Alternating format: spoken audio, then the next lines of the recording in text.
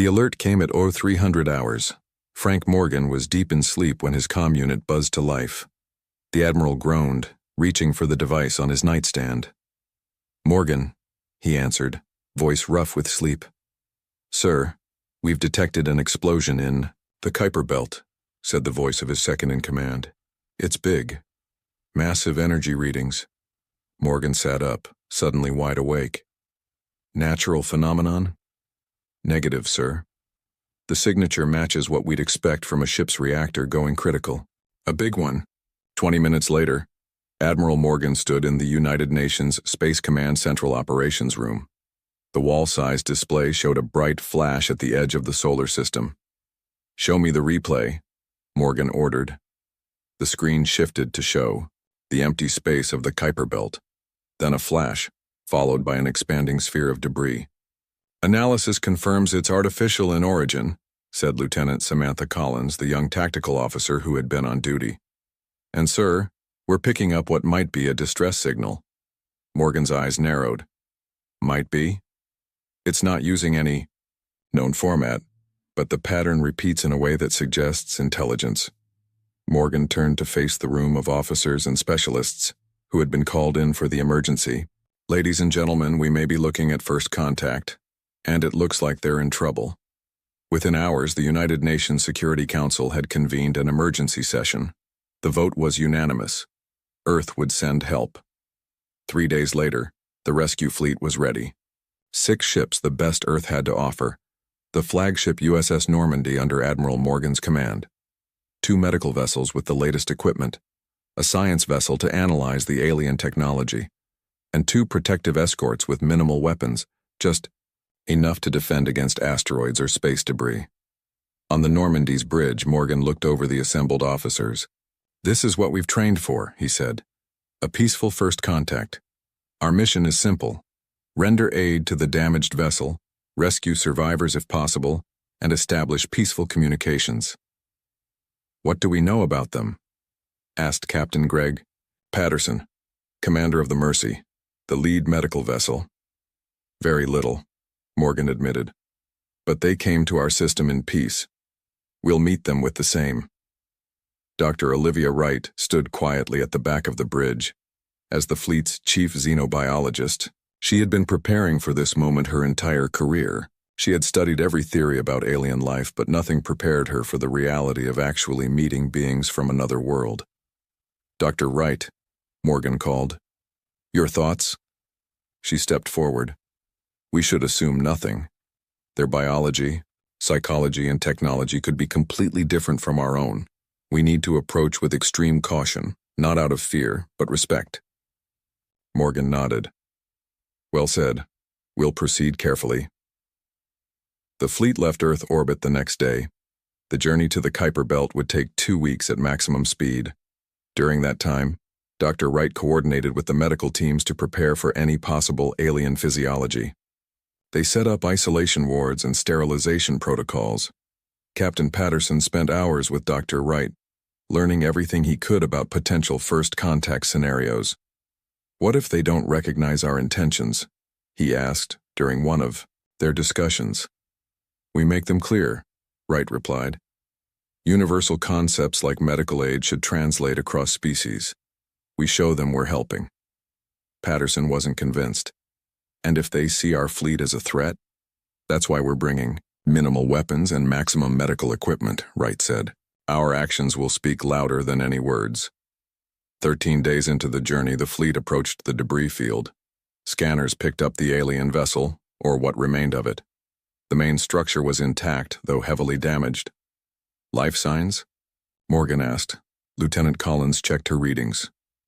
"Affirmative. Faint but present. Multiple signatures."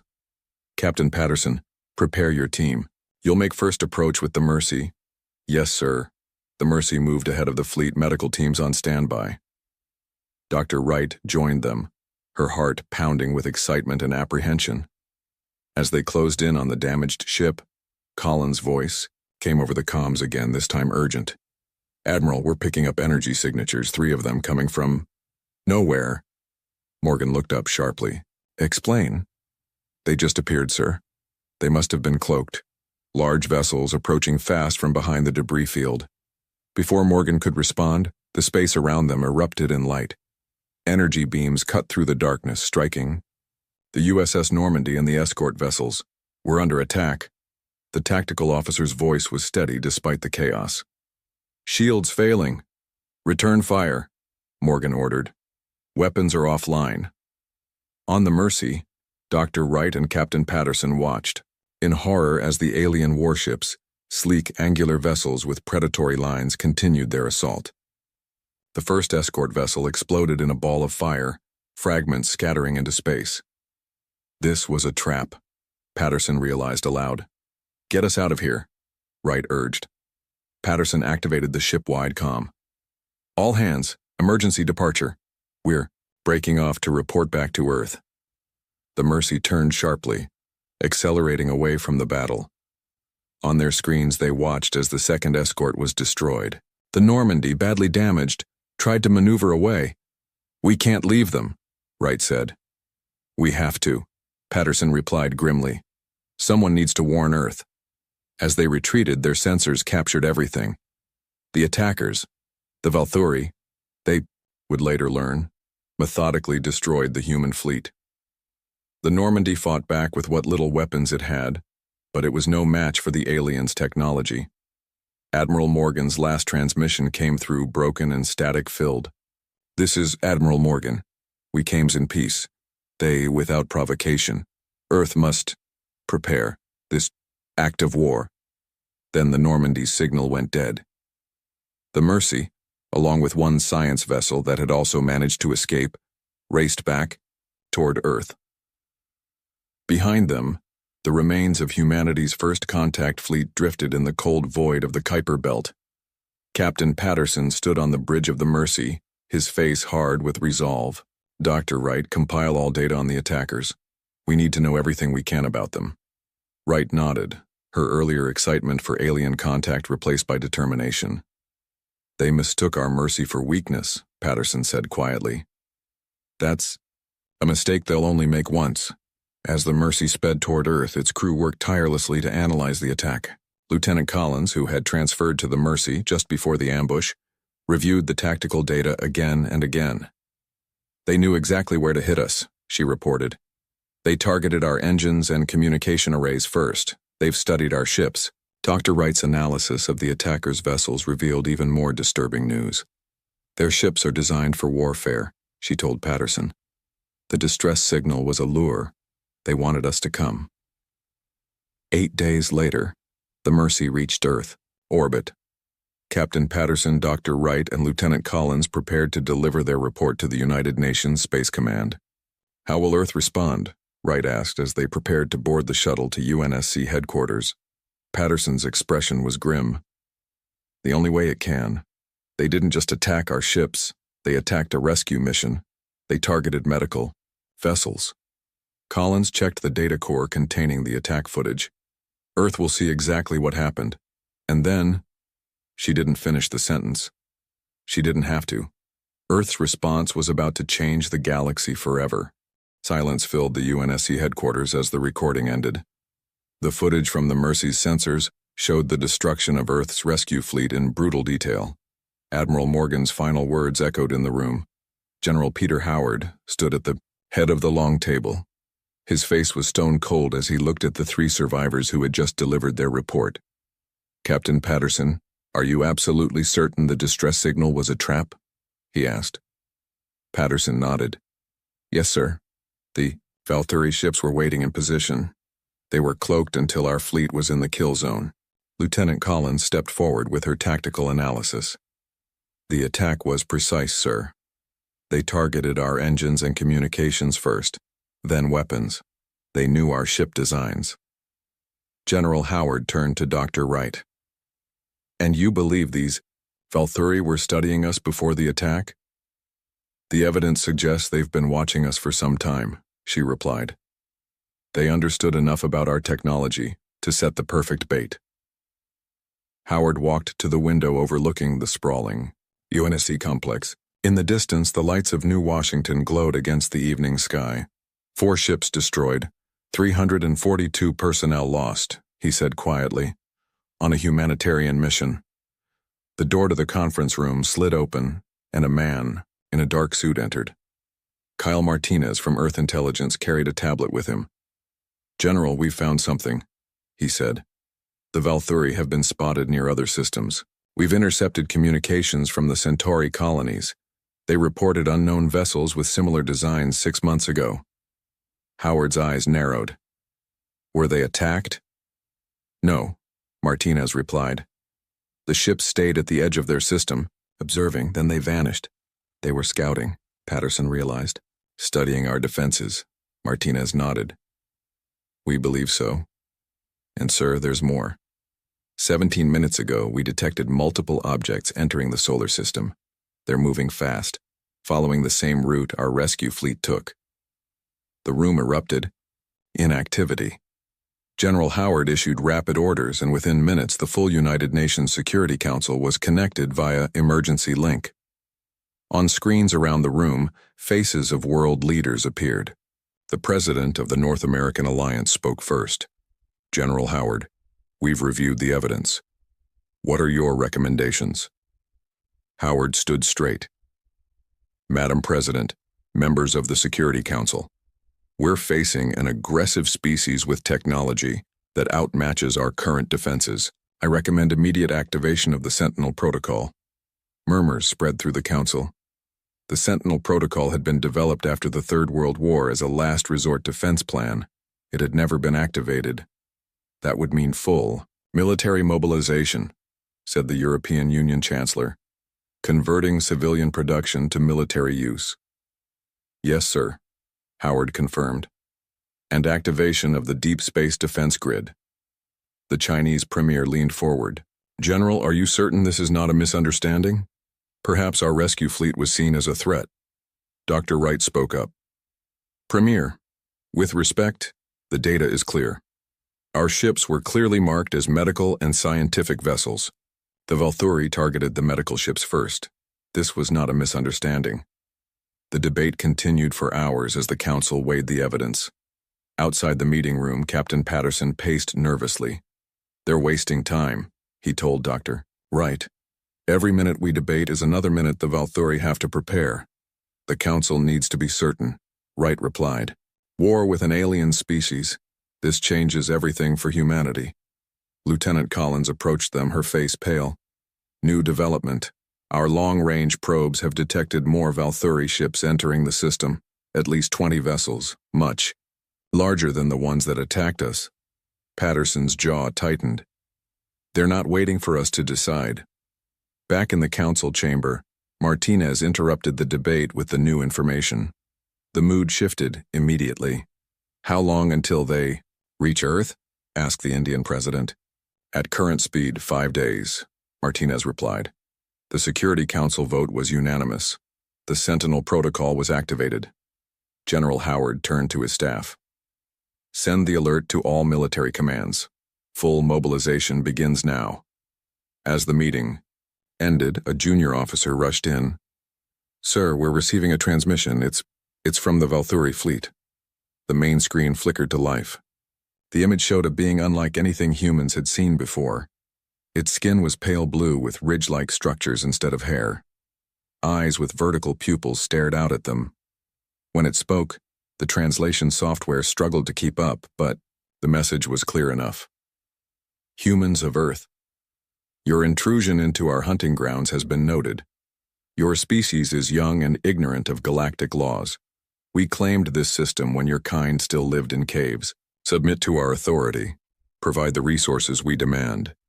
Resistance will result in your extinction." The transmission ended abruptly. General Howard looked around the room at the shocked faces. "Well, that clarifies things. In the days that followed, Earth transformed. Factories converted to produce weapons and ships.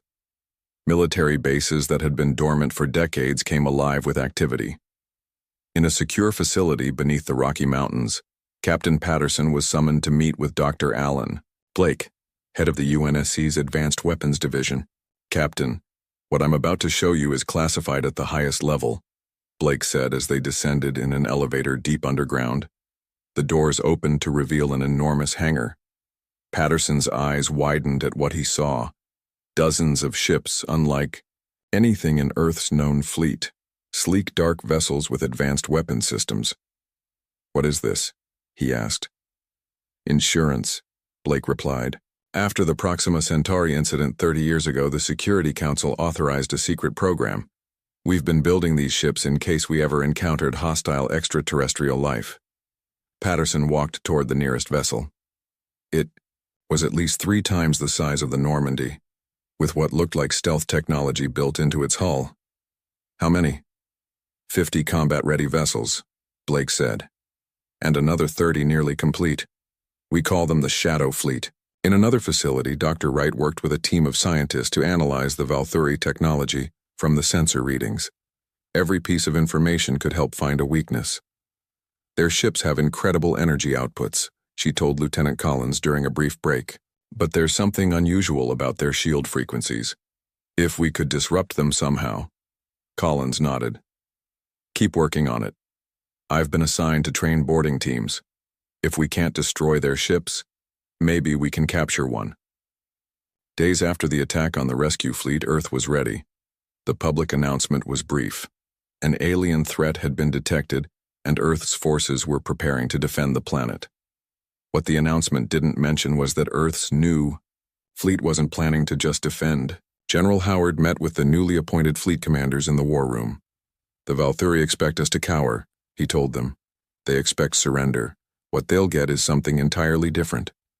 He turned to Captain Patterson, who now wore the insignia of an admiral.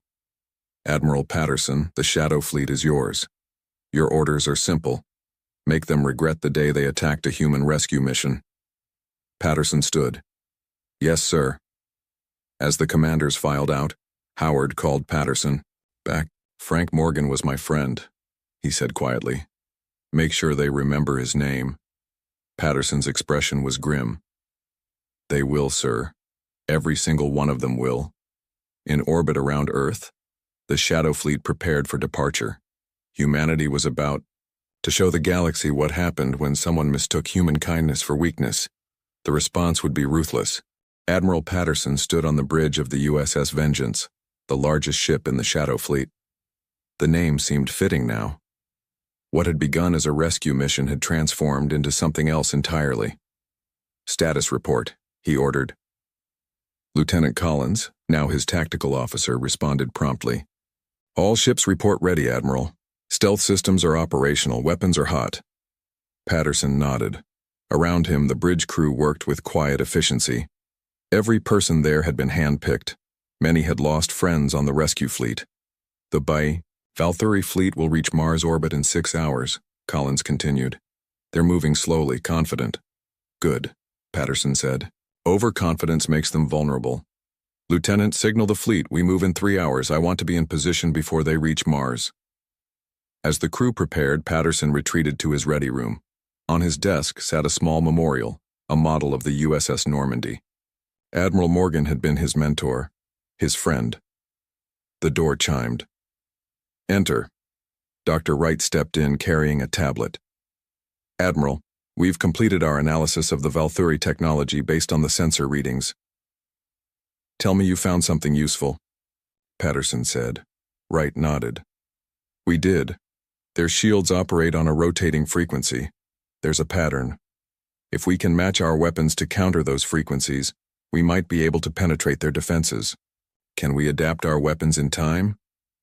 "Engineer Daniels is working on it now," Wright replied. "She thinks she can modify the main weapons on at least 10 ships before we depart." Patterson allowed himself a small smile. "Good work, Doctor." In the weapons lab, Lisa Daniels worked frantically. She had been the lead engineer on the Shadow Fleet project for 5 years. Now her work was being put to the test sooner than anyone had expected. "Run the simulation again," she told her team. "We need to be sure the frequency modulators will hold under combat conditions." On the screen, the simulation showed a Shadow Fleet vessel firing on a Valthuri ship. The beam shifted frequency mid-shot, bypassing the alien shields. "It works in theory," said one of her assistants, "but the power requirements are massive." "Then we'll give it more power," Daniels replied. Divert from non-essential systems if necessary. These modifications have to work. 3 decks below, Lieutenant Collins supervised the training of the boarding teams. 50 men and women in advanced combat suits moved through a mock-up of what they believed a Valkyrie ship might look like, based on the limited data available. Remember, Collins called out, we don't know their internal security systems. Expect anything. Your suits should protect against most environmental hazards, but don't take chances. One of the soldiers raised a hand. Lieutenant, what exactly are we looking for if we get aboard? Intelligence, Collins replied. Ship layouts, homeworld coordinates, weaknesses, anything that might give us an edge. This isn't just about revenge, it's about survival. 2 hours before departure, General Howard addressed the fleet from UNSC headquarters. Men and women of the Shadow Fleet, his image set on screens throughout the ships. You represent humanity's best hope. The Valkyrie expect us to submit. They expect us to be easy prey. Show them how wrong they are. He paused, his expression grave. This is not a war we wanted. We reached out in peace and were met with violence. Now we will respond in kind. But remember, we are still humanity. We fight not just for vengeance, but for the right to exist, for the right to determine our own future among the stars. As Howard's address ended, Admiral Patterson gave the order. All ships, prepare for departure. The Shadow Fleet moved silently out of Earth orbit. 50 warships, their hulls coated with light-absorbing materials, their engines modified to leave minimal thermal signatures. They were nearly invisible to conventional sensors. On the Vengeance, Dr. Wright joined Patterson on the bridge as they approached Mars. The Prometheus Protocol, she said quietly. Is it real? Patterson glanced at her. Dr. Blake had mentioned the protocol during the briefing, but few details had been shared. It's real, Patterson confirmed. A weapon of last resort. Let's hope we never have to use it. The fleet took position in the shadow of Mars's smaller moon, Deimos. From here, they would launch their first strike against the approaching Valkyrie. Admiral, Collins called out. Valkyrie fleet approaching visual range, 23 vessels, including one that appears to be a command ship. It's twice the size of the others. Patterson moved to the tactical display. Show me. The screen revealed the Valkyrie ships, angular, predatory vessels with forward sections that resembled blades. They moved in formation, approaching Mars with deliberate slowness. They're scanning the planet, Collins reported. Looking for resources, most likely. Patterson's eyes narrowed. They really do think we're just going to hand over our system. He turned to address the bridge. This is where it begins. The Valkyrie killed our people when we came to offer help. They threatened our world, they demanded our submission. Today they learn that humans don't submit easily. He tapped his comm unit. All ships, this is Admiral Patterson. Execute Attack Plan Alpha. Target the smaller vessels first. Engineer Daniels. Activate the shield frequency modulators. Around the fleet, weapon systems powered up. The modified guns glowed with energy as they prepared to fire. For Admiral Morgan, Patterson said quietly. And for Earth, the Shadow Fleet emerged from hiding, accelerating toward the unsuspecting Valkyrie ships. The element of surprise was total. Before the aliens could react, the first volley of fire struck their rear vessels. The modified weapons worked perfectly. Energy beams shifted frequency as they hit the Valkyrie shields, punching through as if the defenses weren't there. 3 enemy ships erupted in flames before they could even return fire. They're scrambling, Collins reported, excitement in her voice. Their formation is breaking. On the main screen, the Valkyrie fleet scattered, trying to respond to the unexpected attack. Their return fire was disorganized, missing the fast-moving Earth vessels. Second volley fire, Patterson ordered. Another wave of destruction hit the alien fleet. 2 more ships exploded. The others tried to regroup around their command vessel. They're sending a transmission, Dr. Wright said. Put it through, Patterson ordered. The Valkyrie commander appeared on screen, its alien features contorted in what might have been anger or surprise. Humans, it hissed through the translator. This resistance is futile. You cannot hope to. Patterson. Cut the transmission. We're not here to talk. All ships continue the attack. The battle raged around Mars. The Shadow Fleet moved with coordination that the Valthori couldn't match. Years of preparation were paying off. Admiral, Collins called out. Their command ship is breaking away. They're retreating. Patterson watched as the Valthori vessels regrouped and accelerated away from Mars, heading back toward the outer system. Let them go, he said. For now. The bridge erupted in cheers. The first battle had been a decisive victory. 6 Valthori ships destroyed. No human casualties. Patterson raised a hand for silence. This is just the beginning. They'll be back and in greater numbers. But today we've shown them something they didn't expect. He looked around at his crew, pride evident in his expression. Today, we showed them that humanity fights back. 3 weeks after the battle at Mars, the war had spread across the solar system. The Shadow Fleet didn't wait for the Valthori to regroup. Instead, Admiral Patterson took the fight to them, using hit-and-run tactics that confused and frustrated the alien forces. On the bridge of the Vengeance, Patterson studied the tactical display. It showed the positions of human and Valthori ships throughout the system. They're establishing a base on Titan, Lieutenant Collins reported. Our scouts spotted 5 of their ships landing supplies. Patterson nodded. Then that's our next target. Balim. Door to the bridge slid open, and Kyle Martinez entered. The intelligence officer had joined the Vengeance after their initial victory. Admiral, we've decoded more of their communications, he said. It confirms our suspicions. The Valthori have attacked other species before us. This is a pattern for them. How many? Patterson asked. At least 3 other civilizations in nearby systems, Martinez replied. They follow the same approach each time. They send scouts, evaluate defenses, then demand submission. If the species resists, they attack in force. Dr. Wright, who had been analyzing the data from their previous encounters, looked up from her station. These other species, what happened to them? Martinez's expression darkened.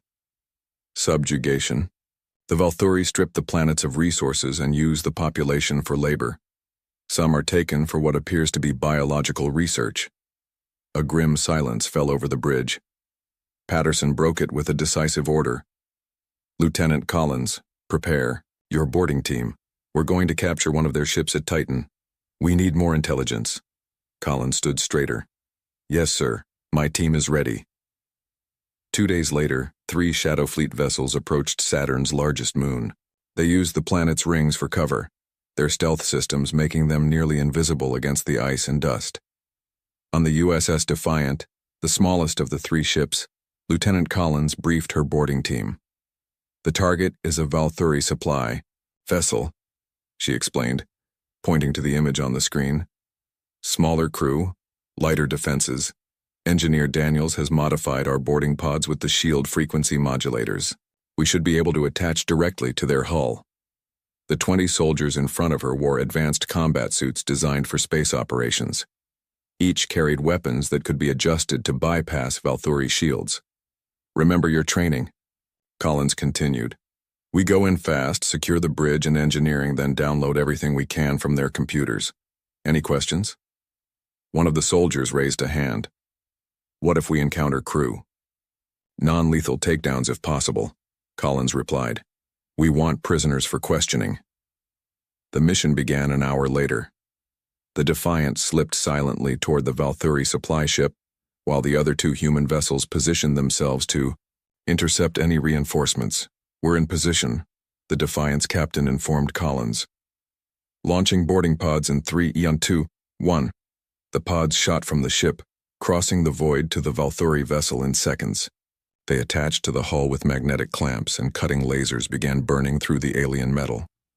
Collins led the first team through the breach. The interior of the Valthori ship was strange. Corridors with curved walls and a bluish light. That seemed to come from the surfaces themselves. Move quickly, she ordered through the comm system. Team 2, head for engineering. We'll take the bridge. They encountered the first Valthori just minutes into the mission. The alien was taller, then a human with the same blue skin and ridge-like structures they had seen in the transmission. It reached for what looked like a weapon, but one of Collins's team fired first, a stun round that dropped the alien to the deck. One prisoner secured, the soldier reported. They continued through the ship, meeting minimal resistance. It seemed. Most of the crew was on Titan's surface delivering supplies. When they reached the bridge, Collins was surprised to find it empty. "Secure the console," she ordered. "Start the download." One of her team attached a device to what appeared to be the main computer interface. Lights blinked as it began copying the Valthuri data. "Lieutenant," came a voice over her comm. "Team 2 here. We've secured engineering. You need to see this." Collins left 2 soldiers on the bridge and made her way to the engineering section. What she found there made her blood run cold. The room contained large, transparent containers filled with biological material. Some held what looked like organs, others entire body parts, but not Valthuri. These were from other species. "What the hell is this?" she whispered. Dr. Wright's voice came through her comm. She was monitoring the mission from the Defiant. "Lieutenant, can you get a closer look? Are those preservation tanks?" Collins approached one of the containers. Inside was something that looked disturbingly like a human arm. "They're collecting samples," she said. "Parts from different species. Get images of everything," Wright instructed, "and if possible, bring back one of the smaller containers for analysis." The data download completed 20 minutes later. As Collins's team prepared to withdraw, alarms suddenly blared throughout the ship. "We've been detected," her second-in-command reported. 2 Valthuri vessels just launched from the surface. "Time to go," Collins ordered. "Grab the prisoner and the sample we selected. Back to the pods." They retreated to their entry point, the unconscious Valthuri and a small container carried between them. As they reached the pods, the ship rocked from an impact. "The other Valthuri ships are attacking," came the report from the Defiant. "We're engaging them now. Get out of there."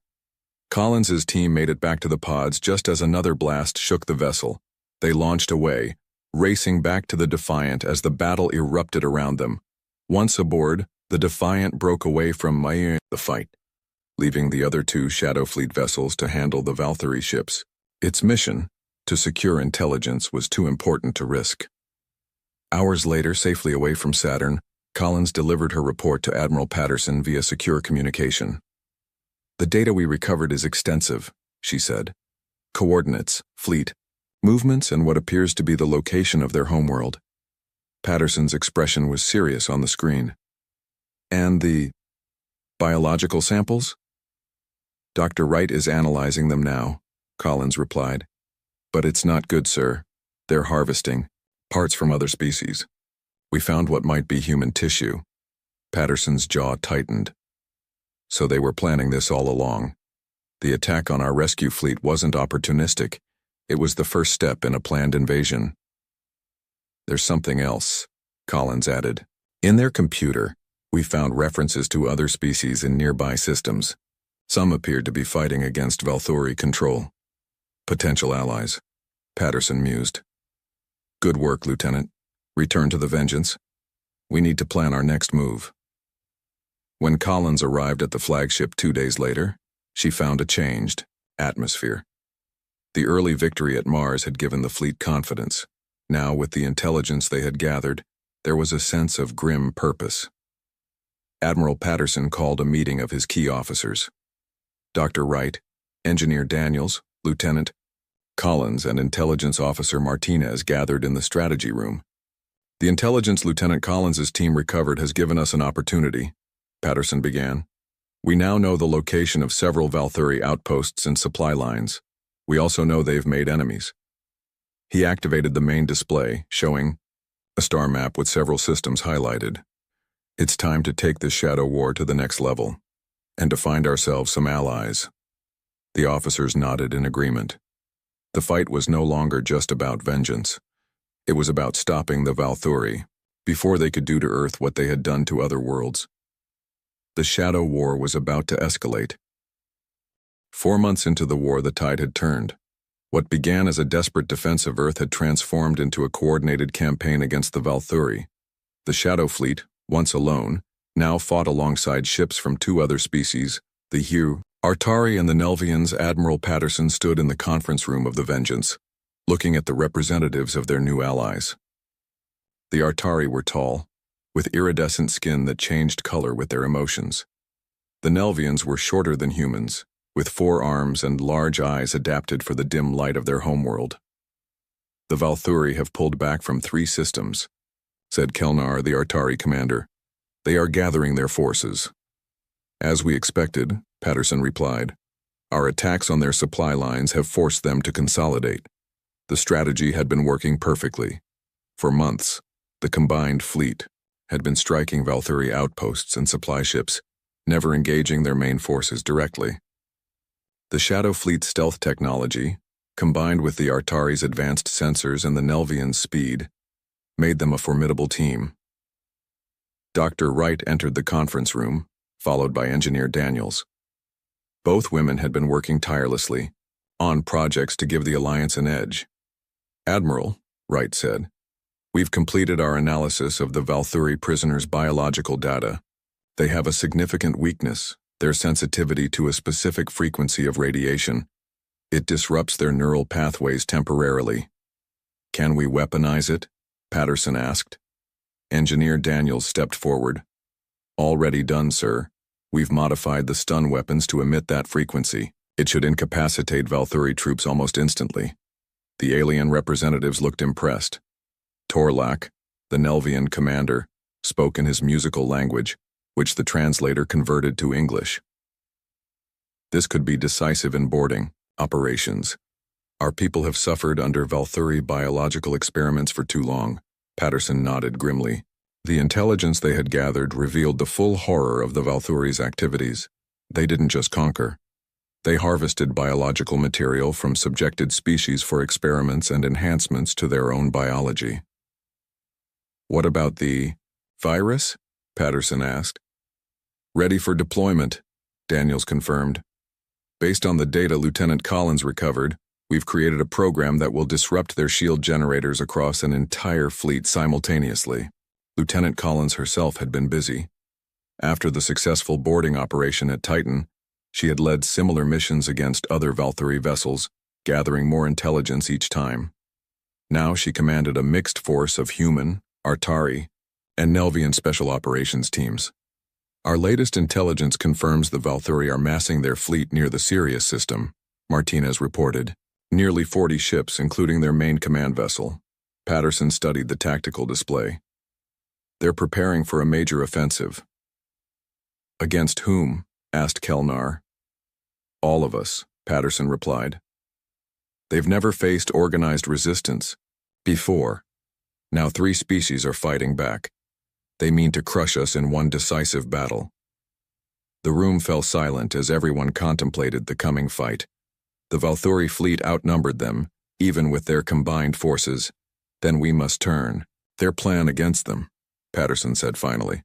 Lieutenant Collins, is your team ready for the mission we discussed? Collins stood straighter. Yes, sir. We've trained for weeks. If we can get aboard the command ship, we can plant the disruptors. It's extremely dangerous, Patterson warned. Their flagship will be heavily guarded. We know the risks, Collins replied. My team volunteered. 2 days later, the Allied fleet moved toward the Barnard star system. Intelligence suggested there was a nebula there that could provide cover for their approach. On the Vengeance's bridge, Patterson addressed his crew and, through the communication system, the entire fleet. For 4 months, we have fought a shadow war against an enemy that thought us weak, an enemy that attacked a rescue mission, an enemy that has harvested and subjugated other species. He paused, looking at the determined faces around him. Today, we face them directly. Today we show them the full strength of not just humanity, but of all free people who refuse to submit to tyranny. The fleet entered the nebula, the gases and dust providing perfect cover for their approach. According to their plan, they would emerge near the Valthuri fleet, with Lieutenant Collins's stealth ship approaching the enemy flagship while the battle raged. Valthuri fleet detected, reported the sensor officer.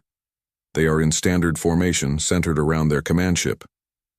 Perfect, Patterson said quietly. All ships, prepare for attack pattern Delta. Lieutenant Collins, launch when ready. The small stealth vessel carrying Collins and her mixed team of human, Artari, and Nelvian commandos detached from the Vengeance, slipping silently toward the massive Valthori command ship. Launching in 3, 2, 1, Patterson ordered. The Allied fleet burst from the nebula, weapons firing. The Valthuri, caught by surprise, scrambled to respond. For all their technological advantages, they had never developed the tactical flexibility that came from centuries of human warfare. The battle erupted across space, energy beams and missiles crisscrossing the void. The Artari ships, with their superior maneuverability, darted between larger Valthuri vessels, drawing their fire while the heavier human and Nelvian ships delivered punishing blows. As the fight intensified, Collins's ship approached the Valthuri flagship undetected. Using the techniques perfected in previous boarding operations, they attached to the hull and cut their way inside. "We're in," Collins reported through the secure channel. "Moving to primary targets." Her team split into 3 groups, each headed for different shield generator nodes throughout the massive ship. They encountered resistance, but the modified stun weapons worked exactly as Dr. Wright had predicted. Valthuri soldiers dropped instantly when hit with the special radiation. "First disruptor placed," Collins reported, as her team reached one of the nodes. "Activating now." Across the ship, the other teams reported similar success. All 3 disruptors were in place within 20 minutes. Back on the Vengeance, Engineer Daniels monitored the signals. "Disruptors are active, Admiral. Ready to deploy the virus on your command." Patterson watched as the battle continued to rage. Despite their clever tactics, the Allied fleet was taking damage. 3 Nelvian ships had been destroyed, and several human vessels were reporting critical systems failures.